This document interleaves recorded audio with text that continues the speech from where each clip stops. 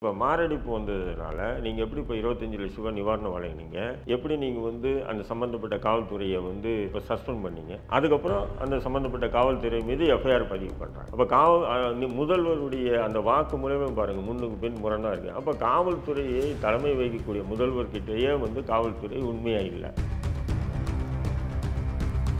இந்த சம்பவத்தை எடுத்துக்கிட்டா கூட இது வந்து அந்த கோயிலுக்கு பின்னாடி இருக்கிற மாட்டுத் தொழுத்தில் தான் சம்பவம் நடந்ததா சொல்றாங்க. அதான் சொல்கிறேன். இப்போ அந்த இடத்துல எப்படி அவங்க சகோதரனே என்ன சொல்கிறாப்புல, எங்கள் அண்ணனை வந்து என்னை அடித்து எங்கள் அண்ணங்கிட்ட உண்மையை சொல்லலாம், தம்பியை கொண்டு விடுன்னு சொன்னாங்க. இதெல்லாம் எந்த விதமான ஒரு சட்ட விதிக்கு உட்பட்ட செயல்? காவல்துறைக்கு இப்படி ஒரு அனுமதியே இல்லையே. அவன் மாட்டுத் தொழுத்தில் உண்மையிலே அங்கே ஒழிச்சு வச்சுன்னா போலீஸ் அந்த அக்யூஸ்ட் அங்கே கூட்டு போகக்கூடாது. இல்லை, இப்போ திருநாள் இந்த இடத்துல ஒழிச்சு வச்சிருக்கான்னு சொன்னால் அவங்க கூட்டு போய் எடுக்க மாட்டாங்களா? தூரமாக நிற்க வச்சு காமி எங்கே அப்படின்னு கூட்டு போக மாட்டாங்க. ஏற்கனவே செத்துட்டு இருக்கும். இவங்க வந்து அதை வந்து செத்துட்டதை வெளிப்படுத்தாமல் அவனை அங்கே தூக்கிட்டு போய் பாருங்கள், அங்கே போனால் அங்கே மாரடைப்பு வந்து இறந்துட்டான், அதாவது எல்லாருக்கும் முன்னாடி மாரடைப்பு வந்து இறந்துட்டா மாதிரி ஒரு சீன் கிரியேட் பண்ணுறதுக்காக அப்படி செட் பண்ணியிருக்கோம். இப்படி வாய்ப்பு இருக்குது.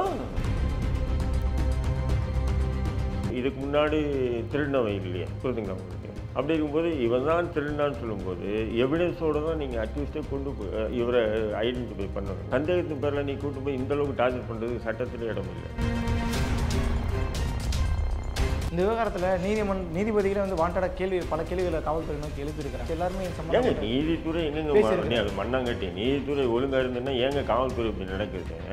அவனை தூக்கிட்டு போய் ஒருத்தனை கையை உடைச்சி கூப்பிட்டு போகிறாங்க. நீதித்துறை பார்த்துக்கிட்டு தானே ரிமாண்டை எக்ஸ்டெண்ட் பண்ணுறாங்க. என்னடா கை உடஞ்சிருக்கு, பாத்ரூமில் விழுந்துட்டான், ஏன்டா 5 பேரும் ஒரே மாதிரிடா பாத்ரூமில் விழுந்தீங்க, இதில் அந்த இது வந்து ரிமாண்டே பண்ண மாட்டேன், இதுக்கு ஒரு தனி விசாரணை கமிஷன் வச்சு என்னைக்காவது நீதித்துறை சொல்லியிருக்கா? நீதித்துறை இருக்குன்றீங்க. நீதித்துறையாக இருந்ததுன்னா இது போல் கஸ்டடியில் டெத்து மட்டும் இல்லை, இந்த கையை உடைக்கிறது காலை உடைக்கிறது எதுவுமே நடக்காதுங்க. ஆனால் நீதித்துறைக்கு எல்லாமே தெரியும். கையை உடைச்சி தான் கூப்பிட்டு வராங்க, காலை உடைச்சி தான் கூப்பிட்டு வராங்க. கமாண்டிங் பவர் இல்லை, ஒருத்தர்கிட்டே இல்லை. அங்கங்கே இருக்கக்கூடிய நான் பல முறை சொல்கிறேன், திரும்ப சொல்கிறேன், அங்கங்கே இருக்கக்கூடிய மாவட்ட செயலாளர்களை குட்டி பகுதிகளாக செயல்படுறாங்க திமுக. ஆமாம், மாவட்ட செயலாளர் கட்டுப்பாடில் தான் அந்த மாவட்ட காவல்துறை இருக்குது.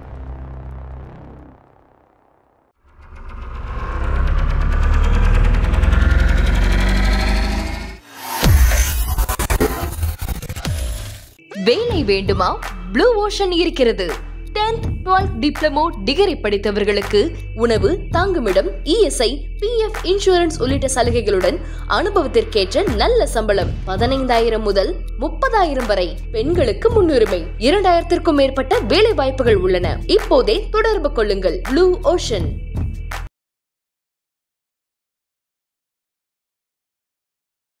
ஐத்தமிழ் நேயர்களுக்கு வணக்கம். இன்றைய நேர்காணலில் நம்மோடு இணைந்திருக்கிறார் ஐஎன்எல்பி கட்சியினுடைய தலைவர் திரு தடா ரஹீம் அவர்கள். பல்வேறு அரசியல் நிகழ்வுகள் குறித்து நம்ம பேச இருக்கோம். வணக்கம். வாங்க. தொடர்ச்சியாக கஸ்டோடியல் டெத் அப்படிங்கிற சப்ஜெக்டில் நம்ம நீண்ட காலமாகவே நம்ம பேசிட்டு தான் வந்துட்டு இருக்கோம். பல கண்டனங்களை சொல்லியிருக்கோம். இந்த வழிகாட்டு நெறிமுறைகளை ஃபாலோ பண்ணணும்னு சொல்லியிருக்கோம். ஆல்ரெடி நீதிமன்றமே சில வழிகாட்டு நெறிமுறைகளை கைதிகள்கிட்ட எப்படி நடக்கும்ன்றலாம் சொல்லியிருந்தாலும் நீங்கள் நிறைய குறிப்பிட்டிருக்கீங்க. ஆனாலும் தொடர்ச்சியாக இந்த கஸ்டோடியல் டெத்துங்கிறது ஒரு எண்டே இல்லாமல் போயிட்டுங்கிற அந்த சம்பவத்துக்கு உதாரணமாக சிவகங்கை திருபுவனம் நடந்த அந்த சம்பவம். சம்மந்தப்பட்ட அஜித் குமாருங்கிற ஒரு இளைஞர், 27-28 வயசு ஒரு இளைஞரை அடித்து கொண்டிருக்கிறாங்க, திருடின ஒரு குற்றம் சாட்டி. எப்படி பார்க்குறீங்க இந்த சம்பவத்தை? இது நீங்கள் கொஞ்சம் இமேஜ் கற்பனை பண்ணி பாருங்களேன். இப்போ வந்து அதிமுக ஆட்சி நடக்குது, திமுக எதிர்கட்சியாக இருக்குது. இப்போ திருப்புவனத்தில் இந்த அஜித்குமார் என்ற இளைஞன் இப்படி கஸ்டடி டெத் நடந்ததுன்னா இதில் இந்த ஊடகங்களும் எதிர்கட்சி தலைவரும் எந்த அளவுக்கு கொந்தளிச்சு போய் நீதி வேணும்னு கேட்டு போராடி இருப்பாங்க. கொஞ்சம் யோசனை பண்ணி பாருங்க. முதல்வர் பதவி விலகணும்னு இருப்பார், அப்படி தான் சொன்னார். சொல்லுவாங்களா இல்லையா? இல்லை, அப்படி தான் சொன்னார். ஜெயராஜ் பினிக்ஸ் வழக்கில் அதுதான் சொன்னார். ஜெயராஜ் பினிக்ஸ் வழக்கில் நீதி வேண்டும்னு உதயாநிதி முதல் கொண்டு கனிமொழி வரலையும் முதல்வர் முதல் கொண்டு அத்தனை திமுகனுடைய முன்னோடிகளும் ஜஸ்டிஸ் ஃபார் கேட்டாங்களா இல்லையா, கோரிக்கை வச்சாங்களா? அத்தனை ஊடகங்களையும் மிகப்பெரிய விவாத பொருளாச்சு. இன்றைக்கி சன் டிவி விவாதம் பண்ணுறானா, புதிய தலைமுறை இதை பற்றி விவாதம் பண்ணானா, நியூஸ் 7 பண்ணால் எந்த மெயின் ஸ்ட்ரீம் மீடியாவும் இது பண்ணி விவாதத்தை விஷயத்துக்கு கொண்டு போகலை, செய்தியாக போடுறாங்க, அவ்வளோதான். புரியுதுங்களா?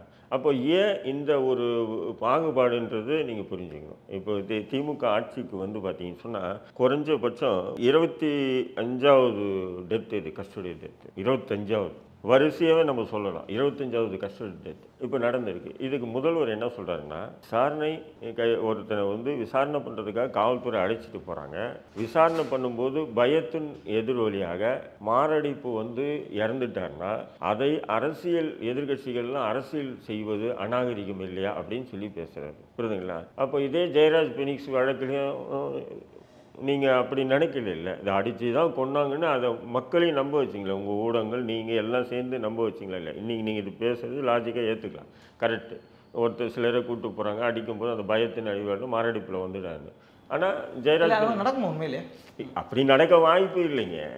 ஜெயராஜ் பினிக்ஸ் வழக்கில் நீங்கள் எப்படி கொண்டு போனீங்க? சரி, அதே விடுங்க. இப்போ நீங்கள் இது சொல்கிறீங்க, இது வந்து கூட்டு போனாங்க, பயத்தின் காரணமாக மாரடைப்பு வந்து இறந்தது. இப்போது ஒரு 2 வருஷத்துக்கு முன்னாடி உங்களுக்கு தெரியும், இந்த செக்ரட்டரியேட் போலீஸ் ஸ்டேஷனில் வந்து விக்னேஷ் என்ற ஒரு குதிரை வண்டி ஓட்டுற பையன் ஒருத்தன், அவனை வந்து இரவு ரவுண்ட்ஸ் வரும்போது சந்தேக வழக்கில் தான் அவனை கைது பண்ணுறாங்க. கைது பண்ணி அவனை அடித்து கொன்னுடுறாங்க. ஆனால் இதே முதல்வர் இப்படி தான் ஃபஸ்ட்டு ஸ்டேட்மெண்ட் கொடுத்தார். என்ன கொடுத்தாருன்னு சொன்னால், அது வந்து அவருக்கு மாரடைப்பு வந்து அவர் இறந்துட்டார். 2வது நாள் சட்டமன்றம் கூடும்போது அவருக்கு 25 லட்ச ரூபா நிவாரணம் வழங்குறோம் அப்படி. அப்போது எதிர்கட்சிகள்லாம் கேள்வி கேட்பாங்க, அவர் மாரடைப்பு வந்து இறந்துட்டாருன்னா அவருக்கு ஏன் 25 லட்ச ரூபா நிவாரணம் வழங்குறீங்க அப்படின்னு கேள்வி கேட்பாங்க. அதுக்கப்புறம் 3வது நாள் என்ன பண்ணுறாங்க, அது சம்மந்தப்பட்ட காவல்துறையை வந்து சஸ்பெண்ட் பண்ணுறாங்க. சொன்னாரா இல்லையா? இப்போ ஸ்டெப் பை ஸ்டெப்பாக மாரடைப்பு வந்ததுனால நீங்கள் எப்படி இப்போ 25 லட்ச ரூபா நிவாரணம் வழங்கினீங்க, எப்படி நீங்கள் வந்து அந்த சம்மந்தப்பட்ட காவல்துறையை வந்து இப்போ சஸ்பெண்ட் பண்ணீங்க, அதுக்கப்புறம் அந்த சம்மந்தப்பட்ட காவல்துறை மீது எஃப்ஐஆர் பதிவு பண்ணுறாங்க. அப்போ முதல்வருடைய அந்த வாக்கு மூலமே பாருங்கள், முன்னுக்கு பின் முரணாக இருக்குது. அப்போ காவல்துறையை தலைமை வகிக்கக்கூடிய முதல்வர்கிட்டயே வந்து காவல்துறை உண்மையாக இல்லை. ஏன்னா தகவல் வந்து என்ன நடந்ததுன்னு முதல்வருக்கு சொல்லலை, அல்லது முதல்வருக்கு காவல்துறை என்ன நடந்ததுன்னு சொல்லி இருந்தும் கூட முதல்வர் என்ன பண்ணுறாருன்னா மூடி மறைச்சி செய்தியை தவறாக வெளியிடுறாரு. இப்படி 2 தானே இருக்கும். இப்போ இன்றைக்கி இந்த அஜித்குமார் திருப்போணத்தில் அஜித்குமார் இறந்த உடனே இப்போ என்ன பண்ணுறாங்கன்னா, எஃப்ஐஆரே இல்லையா அவங்க மேலே. பெரும்பாலும் இந்த கிரைம் கேஸ் இருக்குது பார்த்தீங்களா, இது ஒரு வித்தியாசமான விசாரணையை மேற்கொள்ளும் காவல்துறை. இப்போ உதாரணத்துக்கு கிரைம் கேஸில் வந்து யாரோ ஒருத்தன் கைது பண்ணியிருப்பான். இப்போ உங்களுக்கு அவங்க குடும்பத்தார் வந்து உங்களுக்கு சொல்லுவாங்கப்பா, என் பிள்ளையை தூக்கிட்டு போய் 2 நாள் ஆச்சுப்பா, எங்கே வச்சுருக்கான்னு தெரியலப்பா. அப்போ நீங்கள் என்ன பண்ணீங்க, கொஞ்சம் இறக்கப்பட்டு இப்போ என்னை போன்ற ஒரு நபருக்கு தொடர்பு கொண்டு, இல்லை பொலிட்டிக்கலில் யாருன்னா தொடர்பு கொண்டு, இப்போ சார் எதுனா தெரியுமா சார், இதேமாதிரி இந்த ஸ்டேஷனில் கூப்பிட்டு போனாங்க சார், 2 நாள் ஆயிடுச்சேன் சார், நம்ம தெரிஞ்ச பொம்பளை சார், அவங்க பையன் சார் அப்படின்னு சொல்லி நீங்கள் சொன்னீங்கன்னா, அது சம்மந்தமாக இப்போ நானே ஃபோன் பண்ணுறேன்னு வச்சுக்கலாம் அந்த ஸ்டேஷனுக்கு, சார் இதேமாரி இந்த நபர் அப்படின்னு. ஆமாம், என்ன விஷயம்? இல்லை சார், நான் இதேமாதிரி பேசுகிறேன். இதிலலாம் தலையிடாதீங்கப்பா, இது கிரைமு, என்ன நினச்சிக்கிட்டீங்க நீங்கள், அசால்ட்டாக வந்து கேட்குறீங்க அப்படி சொல்லுவாங்களா? போலீஸ் மிரட்டும். கிரைமில் இதெல்லாம் நீங்கள் தலையிடாதீங்க, இது கிரைமு, என்ன நினச்சிக்கிட்டீங்க. அப்புறம் உங்களை கூட அது எப்படி ஒரு மிரட்டல், அது உங்களை கூட உங்கள் மீது கூட அந்த வழக்கு பாயும் அப்படின்னு யாருன்னா கிரைமுக்கு ஃபோன் பண்ணுவாங்களா? அப்போனா என்ன அர்த்தம், நாங்கள் கூட்டுட்டு போய் வச்சு விசாரிக்கிறோம், அடிக்கிறோம், கையை உடைக்கிறோம், காலை உடைக்கிறோம், அவங்ககிட்ட கேட்டால் ரெக்கவர் பண்ணணும், அவங்ககிட்ட இருக்கிற பொருளை ரெக்கவர் பண்ணணும்னு அவனை ஒன்றும் இல்லைங்க. நீங்கள் எல்லாம் ஸ்டேஷன்லாம் போய் பார்த்தீங்கன்னா போதும், வரவு போகிறவங்களாம் அடிப்பாங்க, என்னன்னு கேட்க மாட்டான், உட்காந்துருந்தா யார் இந்த போடு 2-3 அடிப்பேன், எங்கே சொல்லுன்னு. அவனுக்கு அந்த வழக்குக்கு சம்மந்தமே இருக்காது, டீமாக இருக்குன்னு வைங்களேன். ஒரு வழக்கு விஷயமா ஒரு எஸ்ஐ ஒரு இன்ஸ்பெக்டர் தலைமையில் அப்படியே ஒரு விசாரணை பண்ணுவாங்க. 3வது வேற ஒரு வழக்கு சம்மந்தம், அவன் வந்து அடிப்பான், இவன் வந்து அடிப்பான், போகிறவங்கலாம் அந்த கிரைமை வந்து அடிச்சுட்டே இருப்பாங்க. ஒரு வழக்கறிஞர் போய் ஒரு கிரைம் விஷயம் அக்யூஸ்டை போய் பார்த்து, சார் இதேமாதிரி கூப்பிட்டு வந்தீங்களா, அந்த பையன் விஷயம் பார்க்கணுன்னா, இங்கே இல்லை சார், அவன் இங்கே இல்லை, வேறு ஸ்டேஷனில் வச்சுருக்காங்க, அங்கே போனால் அங்கே இல்லை சார், அங்கே நீ கோர்ட்டுக்கு வரும்போது பார்த்துக்குங்க கடைசியாக. இதெல்லாம் கிரைமில் நடக்கக்கூடியது. சரி, இவ்வளோ பண்ணுறாங்களே, இவங்கெல்லாம் வந்து ரொம்ப பத்திரமா தங்கம் சுத்தமானவங்க, கிரைமை வந்து திருடர்களை பிடிச்சி அவங்க திருடின அந்த நகைகள் பொருட்கள்லாம் வந்து கரெக்டான முறையில் ரெக்கவர் பண்ணி உரியவர்களுக்கு கொடுக்குறாங்கன்னு பார்த்தா அது கொடுக்கவே மாட்டாங்க. புகார் கொடுத்தவங்க தான் ஸ்டேஷனுக்கும் வீட்டுக்கும் சார் குற்றவாளி பிடிச்சிங்க, பிடிப்போம் போ, என்ன அடிக்கடி வந்து தொந்தரவு பண்ணுற, சம்பளம் நீ கொடுக்குறியா அப்படின்வோம். இப்போ என் வீட்டில் திருடு போயிடுச்சிங்க, நான் போய் புகார் கொடுக்குறேன், அக்யூஸ்ட் பிடிச்சிங்களா இல்லைன்னு கேட்குறது எனக்கு உரிமை இருக்கா இல்லையா? பிடிச்சிட்டோம் அப்படின்னு சொன்னால், சார் அவங்ககிட்ட அந்த ரெக்கவர் பண்ணிங்களா, அந்த பொருளெல்லாம் எனக்கு கொடுங்க சார்னு கேட்குறதுக்கு உரிமை இருக்கா இல்லையா? அதுக்கு தானே கேஸ் கொடுத்தது. ஆனால் அங்கே போய் கேட்க முடியாது. நம்ம கூப்பிடும்போது வாங்க, சும்மா வந்து எங்களுக்கு 1000 வேலை இருக்குது வாங்கன்னு கூட நான் சொல்கிறேன். அது அந்த ஊடகத்தில் பார்க்குறவங்க, கூப்பிடும்போது வர சொல்ல, அவனை துரத்து விடு, என்ன அடிக்கடி வந்து பிரச்சனை பண்ணுறான், யார் பாதிக்கப்பட்டவன், திருடினவன் இல்லை, பாதிக்கப்பட்டவனுக்கே வந்து அவன் தான் ஒருமை தான் பேசு, யாருமே சரி அந்த ஒரு பண்பெல்லாம் அங்கே இருக்காது. அப்போது இதேமாரி நடத்துவோம். அப்போ அக்யூஸ்டை வந்து என்ன பண்ணுவோம்னா அந்த அளவுக்கு டார்ச்சர் பண்ணி அதில் பெரும்பாலும் வந்து சம்மந்தமே இல்லாத நபரை சம்மந்தப்படுத்தி அடிக்கும்போது அந்த அடி தாங்க முடியாமல் இவங்க அதான் சொல்கிறேன்னா ஒரு முறையாக கூட அடிக்கிறது இல்லை. இப்போ சிபிஐலாம் அடிப்பாங்க, உதாரணத்துக்கு சிபிஐ அடிப்பாங்க. 93ல் நானே வாங்கியிருக்கேன் வைங்களேன். அப்போ படுக்க வச்சுருவாங்க. இந்த உள்ளங்காலில் வந்து கவுந்து படிக்க வச்சுட்டு உள்ளங்காலையும் பெட்டாக்ஸில் தான் அடிப்பாங்க. உள்ளங்கால் பெட்டாக்ஸ் அடிப்பாங்க. அதுக்கப்புறம் வந்து நிற்க வச்சுக்கிட்டு இப்படி உட்கார வச்சுட்டு இப்படி இது பண்ணிட்டு இந்த கண்ணை இருக்கு இல்லைங்களா, இந்த கண்ணை மட்டும் கையை விடாமல் ஒரு 4 பேர் நின்றுட்டு ஒருத்தன் 10 அடி அடிப்பான் வேகமாக. நகர்ந்தன்னா இன்னொருத்தன் வந்து 10 அடி அடிப்பான், இன்னொருத்தன் வந்து 10 அடி அடிப்பான். அப்போ என்ன ஆகுனா இந்த இடம்லாம் கருத்துடும், கெருன்னு இருக்கும். நமக்கு வந்து பாதிப்புகள் எதுவும் வராது, உடல் ரீதியாக நமக்கு உயிருக்கு ஆபத்துக்கள் எதுவும் வராது. இதேமாரி அடிப்பாங்க. ஆனால் கிரைம் அடியெல்லாம் அப்படி இல்லை. ஒருத்தன் வருவான் பக்கம் எங்கே உதைப்பான்னு தெரியாது. சரி, அந்த மாதிரி பண்ணலாமா சட்டப்படி? அது பண்ணக்கூடாது, சட்ட விதிக்கு எதிரானது. பண்ணுறாங்க அவங்க. இப்போ இந்த வழக்கில் காலத்துக்கு மேலே மாட்டிடுறாங்க, அடிக்கிறாங்க. இவனை உட்கார வச்சுட்டு இன்னொருத்தனுக்கு நகத்துக்குள்ளே ஊசியை போடுவாங்க. இப்பயும் பண்ணுறாங்களா? ஆமாம், இவ்வளோ மனித உரிமைகள் இன்றைக்கி சோசியல் மீடியா இவ்வளோ இருக்குது. நீங்கள் எல்லா இடத்தையும் சிசிடிவி கேமரா வைக்க சொல்கிறாங்கல்ல, இவங்க காவல் நிலையத்துக்கு மட்டும் ஏன் சிசிடிவி கேமரா வைக்கல? விசாரிக்கிற முறை வந்து சிசிடிவி கேமரா மூலம் விசாரிக்க வேண்டியது தானே. சரி, நீங்கள் சிசிடிவி கேமரா விசாரித்து நீங்கள் அது வெளியிட வேண்டாம், நீங்கள் வச்சிங்க. இந்த மாதிரி இப்போ ஒன்று நடந்துச்சு இல்லை, இது இறந்துட்டாப்புல இல்லையா, பாருங்கள் எங்கள் மேலே எந்த தப்பும் இல்லை, நாங்கள் விசாரிச்சுட்டு தான் இருக்கோம், அவன் மயக்கம் அடித்து விழுந்து அவன் மாரடைப்பு வந்து செத்துட்டான் சொல்லி வெளியிடுங்க, எல்லா மீடியாவில் வரட்டும். இல்லை, இப்போ இந்த சம்பவத்தை எடுத்துக்கிட்டால் கூட இது வந்து அந்த கோயிலுக்கு பின்னாடி இருக்கிற மாட்டுத் தோட்டத்தில் தான் சம்பவம் நடந்ததாக சொல்கிறாங்க. அது அதான் சொல்கிறேன். இப்போ அந்த இடத்துல எப்படி அவங்க சகோதரனே என்ன சொல்கிறாப்புல, எங்கள் அண்ணனை வந்து என்னை அடித்து எங்கள் அண்ணங்கிட்ட உண்மையை சொல்லி இல்லை தம்பியை கொண்டு விடுன்னு சொன்னாங்க. இதெல்லாம் எந்த விதமான ஒரு சட்ட விதிக்கு உட்பட்ட செயல்? காவல்துறைக்கு இப்படி ஒரு அனுமதியே இல்லையே. இப்போது குற்றம் சாட்டப்பட்ட நபரை நீங்கள் கூட்டும் போகிறீங்க, அடிக்கிறீங்க, அவனுக்கிட்ட வந்து ரெக்கவர் பண்ணுறதுக்காக நீங்கள் கொஞ்சம் மென்டல் டார்ச்சர் கூட பண்ணுறீங்கன்னு வச்சுங்க. குற்றமே செய்யாத அவனுடைய சகோதரனையோ அவனுடைய சகோதரியோ அவனுடைய அம்மாவையும் கூட்டும் போய் ஸ்டேஷனில் வச்சுக்கிட்டு அவங்கள வந்து குற்றவாளியை உட்கார வச்சுக்கிட்டு இவங்கள வந்து டார்ச்சர் பண்ணுறேன்றது இது எந்த சட்ட விதிக்கு உட்பட்ட செயலுன்றாங்க. குற்றம் சுமத்தப்பட்டவரை நீ வேணால் பண்ணிக்கலாம் இல்லையா? இப்போ அவங்க தம்பி வந்து நேற்று இன்டர்வியூ கொடுத்துருக்கான், பார்த்துருக்கீங்களா? என் அண்ணனை உட்கார வச்சுட்டு என் அண்ணன் பார்க்க என்னை போட்டு அடின்னு அடிக்கிறாங்க, இல்லை உன் தம்பியை கொண்டுடுவேன்னு சொல்லி அடின்னு அடிக்கிறாங்க. சொல்லிட்டாங்க. ஏதாவது ஒரு குறிப்பிட்ட கூட்டம் ஸ்டேஷன் பெரும்பாலும் தஃப்ட்டு கிரைமை பொறுத்தவரையிலையும் பார்த்தீங்கன்னா போலீஸ் பிடிச்சோன்னே திருடினேன், எங்கே திருடினேன், எவ்வளோ திருடினேன், எங்கே போய் விற்று வச்சுங்க, அவன் கரெக்டாக சொல்லிடுவான். இந்த புதுசாக இவங்க இது பண்ணுறாங்க. இது வந்து ஒரு கோயிலில் வந்து ஒரு வாட்ச்மேன் வேலை பண்ணுறாரு இந்த நபர், இந்த அஜித்குமார்ன்ற நபர்.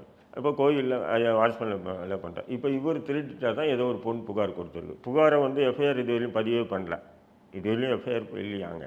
அந்த ஸ்டேஷனில் போய் இது பண்ணிட்டாங்க, எஃப்ஐஆர் இல்லை.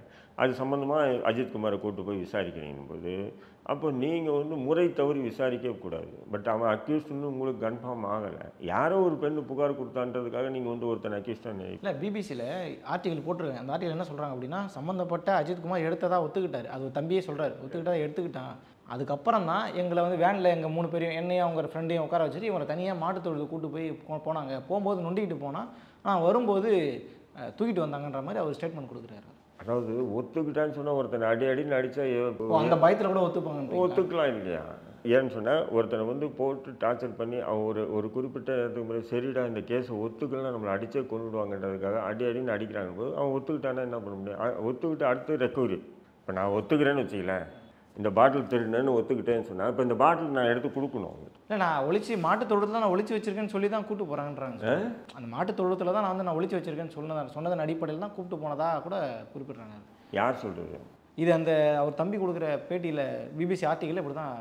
இல்லை நான் என்ன சொல்கிறேன், அவன் மாட்டுத் தொழுவத்தில் வந்து கூப்பிட்டு போகிறாங்கன்னு சொன்னால் மாட்டுத் தொழிலில் அடித்து இப்போ கிரைமை பொறுத்தவரையும் ஒரு இப்போ அதிகபட்சமாக திருடினா கூட என்ன தண்டனை நம்மளுக்கு கிடைக்கும்? 3 மாதம் தானேம்மா. 3 மாதத்துக்கு மேலே இது ஒரு பெரிய கேஸு இல்லை, திருட்டு கேஸு. நீங்கள் வந்து பல கோடி ரூபாய் திருடணுக்கு 3 மாதம் தான். நீ இந்த மாதிரி செய்யணும் நகையை திருடணுக்கு 3 மாதம் தான் அதிகபட்சமாக சொல்கிறேன். கோர்ட்டில் போய் ஐயா எனக்கு சம்மந்தம் இல்லையா, நான் இந்த வழக்கை ஒத்துக்கிறேன்யா அப்படியா, இனி அப்படி செய்ய மாட்டேன். சரி, ஒரு 3 மாதம் இல்லை 4 மாதம் 6 மாதத்துக்குள்ளே தான் தண்டனையே கொடுப்பாங்க தெஃப்ட் கேஸு. அப்படி பெரிய கேஸ் இல்லையே. இப்போ அடிக்கிறது ஓகே, இந்த சம்மந்தப்பட்ட இந்த டாக்டர் நிக்கிதான்றவங்க தான் கேஸ் கொடுக்குறாங்க. இப்போ அவங்க எந்த அளவுக்கு அரசியல் பின்புலம் கொண்டவங்களா இருக்காங்களா, இல்லை பெரிய பிஸ்னஸ் மேனா, அதிகாரம் படைத்தவர்களான்ற கேள்வியும் இருக்குது. இப்படிப்பட்ட ஏன்னா நீங்கள் சொன்ன கேஸும் இன்னும் கொடுக்கல, எஃப்ஐஆரில் அவங்களோட பேரும் இல்லை அப்படின்னா எந்த அடிப்படையில் இப்போ விசாரணை நடத்துகிறாங்க, அடித்தாங்க, எதுக்கு கொள்கிறாங்கன்ற கேள்வி வருது. எஃப்ஐஆர் பதிவு பண்ணாமல் ஒரு வழக்கே எடுக்கக்கூடாதுமா. எஃப்ஐஆர் பதிவு பண்ணி அந்த சிஎஸ்ஆரோ எஃப்ஐஆரை போட்டு தான் சம்மந்தப்பட்ட நபரை கூப்பிட்டு வந்து விசாரணையே பண்ணணும். இப்போ நீங்கள் சொல்கிறீங்க அவங்க தம்பி சொன்னதை பிபிசியில் போட்டிருக்காங்க. பிபிசி வந்து பெரும்பாலும் ஊடகங்களுடைய செயல் எப்படி இருக்குன்னு சொன்னால் ஹையர் ஆஃபீஸர் தொடர்பு கொண்டு பேசுவாங்க. அந்த ஹையர் ஆஃபீஸர் சொல்கிற வாக்குமூலத்தை தனிநபர்கள் சொன்ன மாதிரி கொண்டு வந்து திணிக்கவும் செய்கிறாங்க பெரும்பாலும் ஊடகங்கள். ஏன்னு சொன்னால் இப்போ உதாரணத்துக்கு நம்ம நண்பர் சவுக்கு சங்கரே இருக்குங்க, நம்ம ஸ்ரீமதி வழக்கில் அதிகாரி சொன்ன மாதிரியே பேசிட்டாரா இல்லையா, அது ஒரு பெரிய சர்ச்சை ஆச்சா இல்லையா. ஊடகங்கள் பெரும்பாலும் என்ன பண்ணுறாங்கன்னா அந்த அதிகார வட்டத்துக்குள்ளவே இருக்காங்க. சில பேர் அதிகாரிகள் என்ன சொல்கிறாங்களோ அதை அவங்க வந்து என்ன பண்ணுறாங்க, அது அவங்க வந்து கன்ஃபரன்ஸ் ஸ்டேட்மெண்ட் மாரி கொண்டு வர்றதுக்கு வாய்ப்புகள் இருக்குது. ஆனால் அந்த பையன் பேசின வீடியோ நான் பார்த்தேன். என் அண்ணனை வந்து என் முன்னாடியே என்னை அடித்து எங்கள் அண்ணனை கொடுமைப்படுத்தினாங்க, என்னை அடிக்க எங்கள் அண்ணன் கதறாப்பில், அப்போ ஒத்துக்கடா அப்படின்னு சொன்னாங்க. அப்படின்னு சொன்னவன் அப்போ எங்கள் அண்ணன் ஒத்துக்கிட்டான் அப்படின்னு சொல்கிறது எப்படி சொல்ல முடியும்? அவங்களுடைய வீடியோ இருக்குது, அந்த பையனுடைய வீடியோ இருக்குது. அப்போ நான் பிபிசி நான் பார்க்கல, நீங்கள் சொல்லக்கூடிய அந்த பிபிசியில் என்ன கருத்து சொல்லியிருக்கான்னு நான் பார்க்கல. அவன் ஒத்துக்கிட்டான், அவன் இது அந்த தொழுவானத்தில் மாட்டுத்தொழுவத்தில் தான் அந்த ஒழிச்சு வச்சுருக்கான் அப்படின்னு. அப்போ மாட்டுத்தொழுவத்தில் ஒழிச்சு வச்சுருந்தா போலீஸை பொறுத்தவரையும் ரெக்கவர் பண்ணிட்டானா விட்டுருவாங்க, அவ்வளோதான். ஒரு போலீஸ் வந்து ஒரு பொருள் திருடு பொருள் வச்சுருக்காங்கன்னா ரெக்கவர் பண்ணணுன்னு விட்டுருவாங்க. ரெண்டாவது இன்னொன்று நீங்கள் சொல்லி பார்த்தீங்களா, அவன் மாட்டுத்தொழுவத்தில் உண்மையிலே அங்கே ஒழிச்சு வச்சுருந்தா போலீஸ் அந்த அக்யூஸ்ட் அங்கே கூட்டு போகக்கூடாது. இல்லை இப்போ திருநாள் இந்த இடத்துல ஒழிச்சு வச்சிருக்கான்னு சொன்னால் அவங்க கூட்டு போய் எடுக்க மாட்டாங்களா? தூரமாக நிற்க வச்சு காமி எங்கே அப்படின்னு கேட்பாங்க. அந்த என்கவுண்டரில் நடக்கிற மாதிரி நடக்கும். ஆமாம், அங்கேயே கூட்டு போய் அக்யூஸ்டே கூட்டு போய் அங்கே தரணுன்னு சொன்னால் அவன் அங்கே ஆயுதம் வச்சுருந்தானா, கத்தி வச்சுருந்தானா, துப்பாக்கி வச்சுருந்தானா, இதெல்லாம் வந்து முன்னெச்சரிக்கையாக காவல்துறை நடந்துக்குன்றேன். எப்பவுமே அக்யூஸ்டு அந்த இடத்துல தான் வச்சிருக்கேன்னு கூப்பிட்டு போக மாட்டாங்க. சாதாரணமான அக்யூஸ்ட் இருக்கும், பெரிய அக்யூஸ்டாக இருக்கட்டும், கூப்பிட்டு போக மாட்டாங்க. அப்போ இங்கே தொழுவனத்தில் தான் இருக்குதுன்னு சொல்லி அவனை கூப்பிட்டு போயிருக்காங்கன்னு சொல்லும்போது அது வந்து அவங்க அடிக்கணும், ஏற்கனவே செத்துட்டு இருக்கணும், புரியுதா? இவங்க வந்து அதை வந்து செத்துட்டது வெளிப்படுத்தாமல் அவனை அங்கே தூக்கிட்டு போய் பாருங்கள், அங்கே பண்ணால் அங்கே மாரடைப்பு வந்து இறந்துட்டான், அதாவது எல்லாருக்கும் முன்னாடியே மாரடைப்பு வந்து இறந்துட்டா மாதிரி ஒரு சீன் கிரியேட் பண்ணுறதுக்காக அப்படி செட் பண்ணியிருக்கான். இப்படி வாய்ப்பு இருக்குது. ஏற்கனவே அடித்து இறந்துட்டான்னு வச்சுக்கலாம். அப்போ அந்த சீன் கிரியேட் பண்ணுறதுக்காக அப்படி பண்ணியிருக்கலாம். இப்போ விக்னேஷ் அந்த குதிரை வண்டிக்காரனுக்கு என்ன நடந்தது, அப்படி தான் நடந்தது. அவங்கள வந்து ஹெல்மெட்டால் அடித்து சாகடிக்கிறாங்க. ஆனால் என்ன சொல்கிறாங்க அவங்க வந்து நாங்கள் அனுப்பிட்டோம், எங்கே விசாரித்தா அனுப்பிட்டோம், வாசல் தாண்டி போகும்போது விழுந்து செத்துட்டார், அப்படி தான் கிரியேட் பண்ணாங்க அவங்க.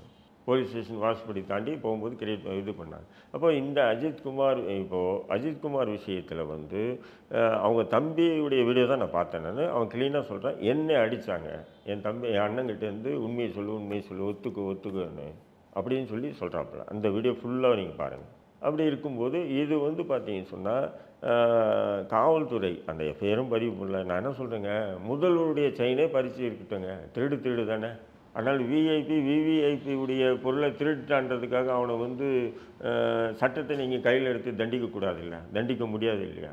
அவன் என்ன அந்த திருட்டு வழக்கு மட்டும்தான் அவன் மேலே போட முடியும், வேறு எதுவும் போட முடியாது. திருடிட்டான் அப்படின்னு சொன்னால் திருட்டு வழக்கு மட்டும்தான் போட முடியும். அதை விட்டு வேறு ஒரு வழக்கு அவனுக்கு போடுறதுக்கு சட்டத்திலே இடம் இல்லை. அப்படி இருக்கும்போது அவங்க டாக்டர் இல்லை, அவங்களுக்கு அரசியல் பின்புலம் நிறைய இருக்குது, அவங்களுக்கு பெரிய அதிகாரியுடைய. நம்ம ஊரில் இந்த மாதிரி வழக்குகள்லாம் நம்ம ரொம்ப சகஜமாகிடுச்சு.